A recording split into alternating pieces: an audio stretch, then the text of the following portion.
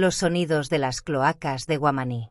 Las noches en Guamaní siempre fueron inquietantes, pero desde hacía unos meses algo nuevo se había apoderado del silencio.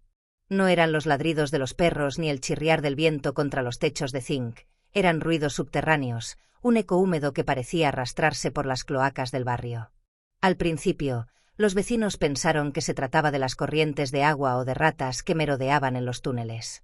Pero con el paso de los días, el rumor se transformó en algo más definido, susurros apagados, como conversaciones que viajaban entre las alcantarillas, voces que no pertenecían a nadie vivo.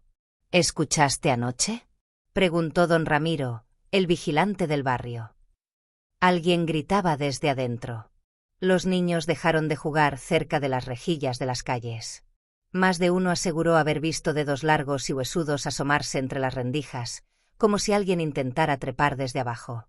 Nadie quería caminar solo después de medianoche, cuando los ruidos se volvían más intensos, transformándose en un coro de lamentos.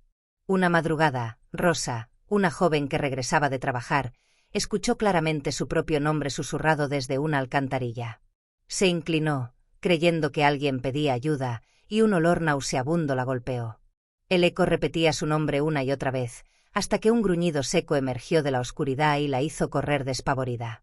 Desde aquella noche, Rosa no volvió a hablar, quedó con la mirada perdida y un temblor permanente en las manos. Las autoridades del barrio, cansadas de los rumores, enviaron a un grupo de trabajadores municipales para inspeccionar las cloacas. 6 hombres descendieron una tarde, armados con linternas y barretas. La entrada se cerró detrás de ellos, y el barrio esperó. Pasaron horas, y no regresó ninguno. Solo quedó el eco de un golpe metálico que resonó por los túneles, seguido de un silencio sepulcral. Días después, los sonidos regresaron, gritos ahogados, el arrastrar de cadenas, golpes contra las rejillas. Entre esos ruidos, algunos vecinos juraron escuchar las voces de los 6 trabajadores, suplicando que los dejaran salir. Pero nadie volvió. Ahora, cada noche, Guamaní se llena de aquel murmullo espeluznante. Los que se atreven a escuchar con atención distinguen palabras claras, uno más, como si algo en las cloacas necesitara compañía, llamando con paciencia, esperando que algún incauto se acerque demasiado a las rendijas. El barrio aprendió a ignorar esos sonidos, pero en la madrugada, cuando todo parece en calma, basta con guardar silencio unos segundos para sentir que alguien susurra tu nombre desde abajo y golpea suavemente, como si pidiera entrar. El descenso. Después de la desaparición de los 6 trabajadores, el municipio decidió no volver a intervenir. Sellaron algunas entradas y recomendaron a los vecinos no alarmarse por ruidos extraños. Pero el silencio oficial solo aumentó el miedo. Las noches en Guamaní ya no eran solo inquietantes, se volvieron insoportables. Los sonidos desde las cloacas se intensificaron, transformándose en un coro imposible. Gritos desgarrados, rezos entrecortados, llantos infantiles mezclados con gruñidos que parecían de bestias. Un grupo de jóvenes curiosos, incrédulos ante las historias, decidió descender una noche por una de las alcantarillas aún abiertas. Armados con linternas y celulares, grababan cada paso, convencidos de que hallarían solo ratas y agua estancada. El aire en el túnel era sofocante, impregnado de un hedor a carne podrida y óxido. Las paredes, húmedas y resbaladizas, parecían palpitar como si estuvieran vivas. A medida que avanzaban, comenzaron a notar marcas en el cemento, símbolos extraños tallados, figuras circulares, manos pequeñas impregnadas en moho, como huellas dejadas hace décadas. ¿Oyeron eso?, murmuró Mariela, la única del grupo que parecía sentir un miedo auténtico. Un murmullo recorrió el túnel, no como un eco, sino como si las voces caminaran a su lado. Uno de los jóvenes apuntó la linterna hacia adelante y la apagó de golpe. A unos metros, el agua negra burbujeaba sola, sin razón alguna, y de entre las burbujas emergía un rostro pálido que abría la boca en un grito sin sonido. Siguieron avanzando, paralizados entre la adrenalina y el horror, hasta llegar a un espacio más amplio, una especie de cámara oculta en la profundidad. Allí encontraron restos de herramientas oxidadas y una linterna rota.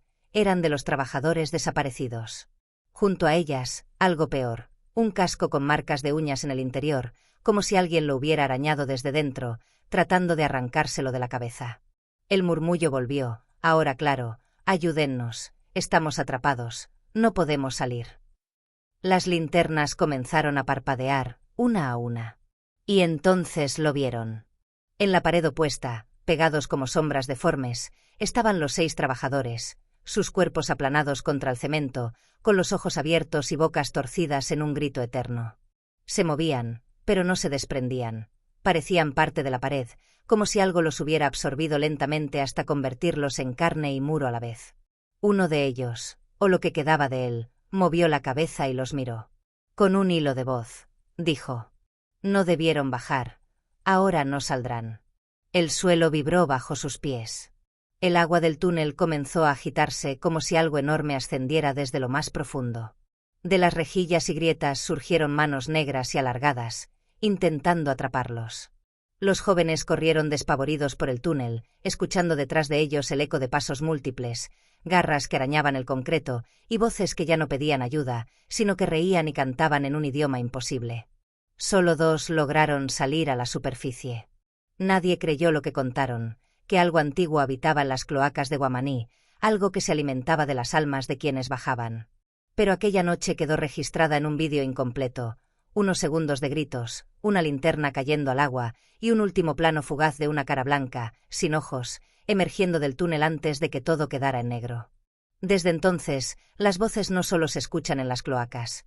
Ahora resuenan en los dormitorios de Guamaní, justo al borde de los sueños, como si las paredes del barrio entero estuvieran huecas, y alguien desde dentro tocara suavemente, esperando a que alguien responda. Los sobrevivientes. Nadie creyó la historia de los 2 jóvenes que lograron escapar aquella noche. En el barrio los llamaban exagerados, inventores de rumores, incluso drogadictos. Pero sus rostros hablaban por sí solos. Ojeras profundas, temblores en las manos y una mirada que no se apartaba nunca del suelo, como si temieran que algo los espiara desde abajo.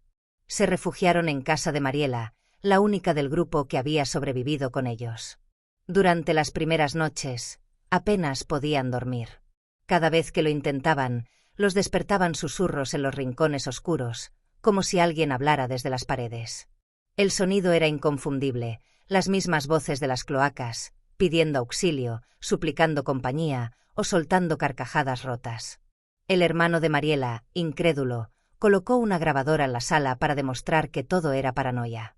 A la mañana siguiente, cuando revisaron la cinta, se escucharon claramente 3 minutos de golpes metálicos, un chillido agudo y una voz infantil que susurraba: «Ya están marcados, pronto vendremos por ellos». Los vecinos comenzaron a notar cosas extrañas. Rejillas de alcantarilla que temblaban solas, agua negra que salía sin lluvia, sombras moviéndose bajo el asfalto. Los perros ladraban toda la noche hacia el suelo, hasta quedarse roncos. Y algunos niños aseguraban ver ojos amarillos mirándolos desde las rendijas. Mientras tanto, los sobrevivientes se hundían más en la locura. Uno de ellos, Fabián, empezó a perder peso rápidamente. Juraba que algo lo observaba desde dentro de su espejo, un reflejo distinto al suyo, más pálido, con la boca cubierta de lodo. Una noche desapareció de la casa sin explicación. La única pista fue una tapa de alcantarilla levantada a media cuadra y un charco de agua negra. Mariela fue la siguiente en sentir la llamada. Cada madrugada despertaba empapada en sudor, con un murmullo constante que le decía que bajara, que no debía abandonar a los que quedaron atrás. Una vez despertó en la sala, de pie frente a la rejilla del desagüe, con las manos sangrando de tanto golpear la tapa, como si intentara abrirla. La situación explotó un domingo, durante la feria del barrio. Frente a decenas de personas, un sonido espeluznante emergió de las cloacas. No eran susurros ni lamentos, sino un canto gutural, profundo, acompañado de un olor nauseabundo que se extendió por todo Guamaní. El suelo vibraba, y del agua que salía por las alcantarillas emergían pequeñas formas negras, como manos de niños, que se agitaban desesperadas. El barrio entró en pánico. Muchos huyeron, pero los más viejos recordaron leyendas antiguas. Hablaban de criaturas enterradas en los túneles desde los tiempos coloniales, seres invocados en rituales oscuros y encadenados en las profundidades, condenados a alimentarse de las almas que se acercaran demasiado. Los sobrevivientes comprendieron la verdad demasiado tarde. El sonido de las cloacas no era un simple eco, era un llamado, una trampa. Los que bajaban quedaban marcados para siempre, perseguidos por las voces, hasta que eventualmente eran reclamados. La última noche que se vio a Mariela, salió de su casa con una linterna en la mano, murmurando que ellos necesitaban ayuda. Su hermano la siguió hasta la esquina, donde la vio arrodillarse frente a una rejilla. La tapa se levantó sola, chirriando lentamente, y de la oscuridad emergieron brazos delgados y alargados que la tomaron de los hombros y la arrastraron hacia abajo. La tapa se cerró de golpe. Desde entonces, los sonidos en guamaní son más fuertes. Ya no son murmullos dispersos, sino voces claras que llaman por nombre a los vecinos, una por una, como si tuvieran una lista interminable. Y en las madrugadas, cuando la ciudad duerme, quienes pasan cerca de las alcantarillas aseguran escuchar algo más. Pasos húmedos sobre el asfalto, como si alguien hubiera salido y ahora caminara entre ellos. Hola. Antes de que sigas disfrutando de este contenido, tengo algo importante que decirte. ¿Ya eres parte de nuestra comunidad? Si no lo eres, este es el momento perfecto para unirte. Al suscribirte, te aseguras de no perderte ningún vídeo nuevo. Accedes a contenido exclusivo y sorpresas especiales. Dale al botón de suscribirse y activa la campanita para ser el primero en ver nuestras novedades. Y ya que estamos, ¿qué opinas de este vídeo hasta ahora? Déjame un comentario, me encantaría saber lo que piensas. Tu apoyo marca la diferencia. Gracias por estar aquí. Ahora, volvamos al vídeo. La posesión. Las desapariciones dejaron de ser aisladas. Una noche, tras el mercado, se reportó que doña Carmen, la señora que vendía mote, había sido vista arrastrándose hacia una alcantarilla, murmurando oraciones invertidas. Al día siguiente, apareció de nuevo en su casa, pero no era la misma. Caminaba encorvada, sus ojos se habían tornado grisáceos, y su voz tenía un eco metálico, como si hablara desde un túnel profundo. Al poco tiempo, más vecinos comenzaron a cambiar. El joven que trabajaba en la panadería fue sorprendido con la cara metida dentro del desagüe, susurrando a alguien allá abajo. Cuando lo levantaron, tenía los labios partidos y llenos de barro, y en sus brazos aparecieron marcas circulares, idénticas a los símbolos tallados en las cloacas. Los poseídos se reconocían porque evitaban la luz, se reunían en esquinas húmedas, y repetían, una y otra vez, la misma frase en un murmullo coral. El agua subirá, la voz hablará, todos volverán. Mariela, aunque desaparecida, no había sido olvidada. Su hermano juraba verla en sueños, su piel cubierta de moho, los ojos vacíos, y esa voz lejana que lo llamaba, ven, aquí es cálido, aquí no hay miedo. Cuando despertaba, encontraba sus pies sucios, como si hubiera caminado descalzo por tierra mojada. Las noches en Guamaní se volvieron un infierno. El olor a cloaca no se limitaba a las alcantarillas, impregnaba las casas, las camas, incluso el aire de las iglesias. Los sacerdotes intentaron bendecir las calles, pero pronto comenzaron a enfermar, escupiendo agua turbia y coágulos oscuros, como si dentro de ellos creciera algo. Los poseídos, cada vez más numerosos, comenzaron a actuar en grupo. Recorrían las calles desiertas a medianoche, golpeando las tapas de las alcantarillas con piedras, como si llamaran a algo del subsuelo. Sus cuerpos parecían frágiles, pero sus movimientos eran antinaturales, como marionetas torcidas. Cuando alguien intentaba detenerlos, giraban la cabeza en un ángulo imposible y mostraban una sonrisa negra, con los dientes cubiertos de barro. Una madrugada, varios vecinos vieron a decenas de ellos reunidos en la cancha del barrio. Se arrodillaron alrededor de una alcantarilla central, golpeando el suelo con las palmas, entonando un cántico gutural que retumbaba como un eco subterráneo.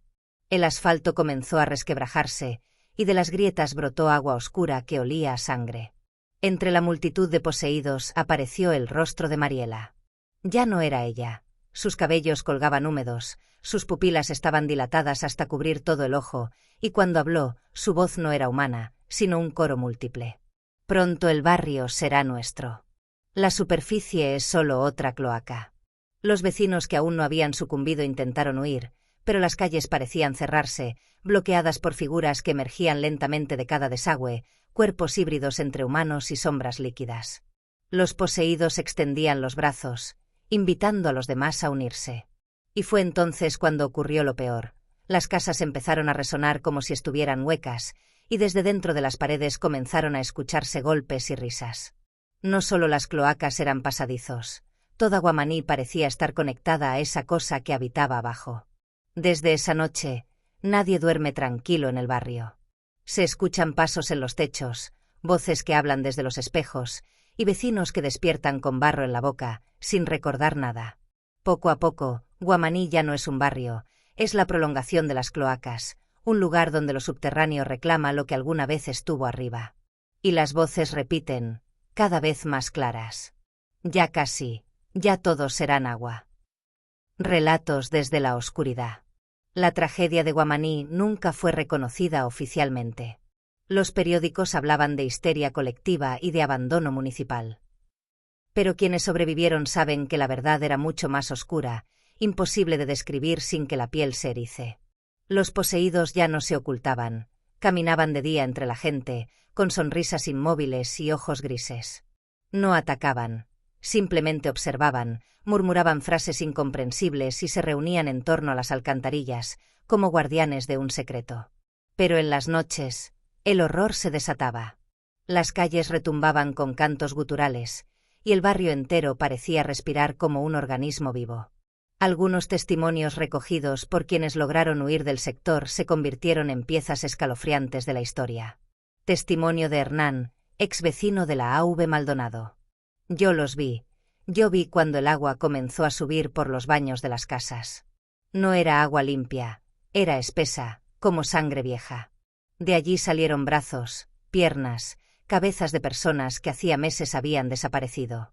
Se estaban formando cuerpos nuevos, hechos de lodo y vísceras. Yo escuché mi nombre en medio de eso, y era la voz de mi madre muerta, llamándome desde el desagüe. Huí esa noche y nunca más regresé. Relato de Angélica, que perdió a su esposo. Mi marido era fuerte, nunca creía en tonterías. Pero una noche despertó, se puso de pie y comenzó a hablar con alguien en el baño. Yo lo seguí y lo vi hincado frente al inodoro, con la cabeza metida en el agua, como si escuchara voces desde abajo. Cuando lo jalé, me miró con los ojos vacíos y dijo, «Ya estoy en casa, ya no tengo frío». Esa fue la última vez que lo vi como persona, porque después solo quedó un cuerpo vacío, obedeciendo a lo que vivía allá abajo. Grabación anónima encontrada en una parroquia. La voz suena nerviosa, cortada. Lo que escuchamos en las noches no son simples ruidos. Son rezos invertidos, misas al revés. Las cloacas de Guamaní se convirtieron en templos de otro mundo, en donde lo que habita allí recibe adoración. He visto a los niños del barrio repetir las oraciones mientras juegan, pero no saben lo que dicen. No saben que con cada palabra abren más el umbral. El relato del último sacerdote que intentó bendecir Guamaní. Cuando entré a bendecir las calles, el agua del aspergilo se oscureció en mis manos. El olor era insoportable, como si bendijera carne podrida. Vi a los poseídos de pie, mirándome sin pestañear.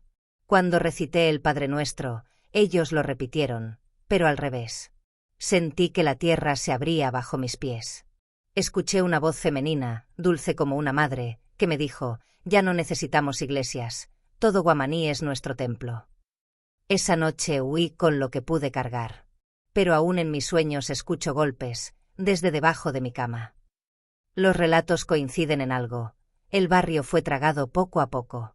No de forma literal, sino espiritual, como si Guamaní hubiera sido absorbido por la red de cloacas y convertido en un espacio intermedio entre lo humano y lo sobrenatural. Hoy, quienes se atreven a pasar cerca aseguran que las calles están en silencio absoluto de día, pero en la madrugada las luces parpadean y desde las alcantarillas se oyen coros lejanos, voces de niños, risas, lamentos y rezos que no pertenecen a este mundo. Dicen que si uno guarda silencio frente a una rejilla, puede escuchar su propio nombre, susurrado desde abajo. Dicen que los que escuchan demasiado tiempo, nunca vuelven a ser los mismos. Guamaní ya no es visto como un barrio normal, es un lugar donde lo subterráneo reclama la superficie. Donde las cloacas dejaron de ser túneles para convertirse en bocas abiertas hacia lo innombrable. Los sobrevivientes que narraron sus experiencias viven con un temor constante, que un día los susurros los encuentren incluso fuera de Quito. Porque lo que despertó en las cloacas de Guamaní no tiene fronteras. No pertenece al agua ni al lodo. Es hambre antigua. Es compañía eterna. Y sigue llamando.